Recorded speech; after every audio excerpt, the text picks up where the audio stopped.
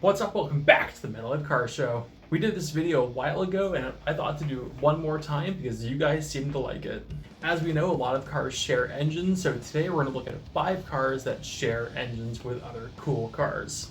We're not going to dawdle, let's get right into it. Starting off with the Honda Civic Type R. The Civic Type R uses a K20C, which is a absolutely fantastic engine, holds power great, and even stock feels fantastic. This made its way into the track weapon known as the Atom Ariel. The Atom Ariel is a super cool car. It had this beautiful exoskeleton go-kart-like design. Now it's really early days. It was actually using a supercharger on the Type R engine, but in more modern time it has went to turbochargers, arguably making for one of the best track car setups of all time. Next up, the Audi RS4. Now, the RS4 used a 4.2-liter naturally aspirated V8 which made 420 horsepower. One of the handful of V8s at the time that actually made a naturally aspirated 100 horsepower per liter, and it has been used in a few cars. But today we're going to focus on the completely insane and very good looking Gumpert Apollo. So yes, the Gumpert Apollo still used the 4.2-liter V8, but unlike the Audi, it also used 2 turbochargers. So that's when the Audi was making 420 horsepower, the Gumpert was making up to 750. And despite it had its very questionable looks, it made a boatload of downforce.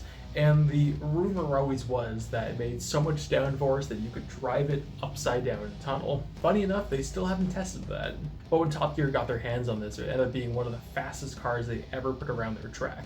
It was an absolute weapon when it first came out, and unfortunately it's kind of faded into obscurity. Next up, the Ferrari 308 GTS. Yeah, it's not really often you hear the Ferrari was the donor car, but every now and then it happens. So as much as Ferrari is always looked at one of the big dogs in the supercar world, they are owned by Fiat. So every now and then, parts from Ferrari do trickle down to other cars. And on a very rare occasion, it's an engine that trickles into another car. Maseratis use a pile of engines in their day, but every now and then, Lancia would grab one. This time make its way into the Lancia Thema 8.32.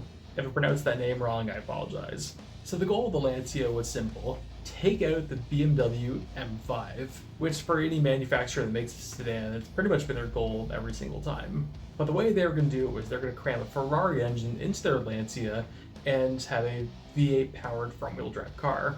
And with that, they made a 215 horsepower V8 front wheel drive sedan. So this thing feels a lot like the Volvo S60R. It went out to beat the M3, but it absolutely never did. So the Lancia is kind of faded into obscurity as another sedan that tried, but much like the Impala SS, which I don't care if you don't like that comparison, it's pretty cool. Next up, the Porsche Cayenne. You can already tell where this one's going.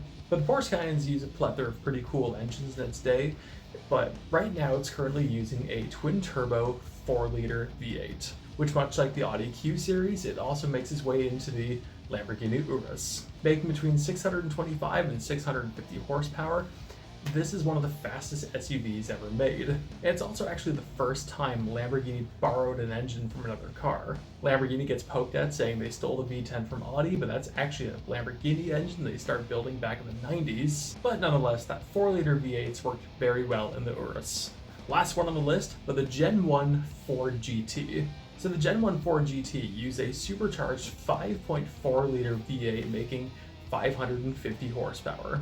And this engine, and I suspect a lot of the car, ended up going into the DeMarcus GT1. If you don't know what this is, you're probably not alone. But the DeMarcus GT1 was kind of this mixed effort of a Korean company, an Italian company, and a Canadian company all coming together to make this supercar. Unlike the Ford GT, it made like 850 horsepower, and it was made to be a track weapon. Unfortunately, not many remain, and much like some of the other cars on this list, it's kind of fallen into obscurity. But anything that makes that power and has gull-wing doors is cool. But I want to know, what do you think? Is there any cars on this list that you didn't actually know about? And are you also tired of seeing Lamborghini Uruses? Let me know in the comments. Thank you all so much for watching. Like, subscribe if you enjoyed what you've seen. I post on Tuesday, Thursday, and Sunday, and I'll see you later.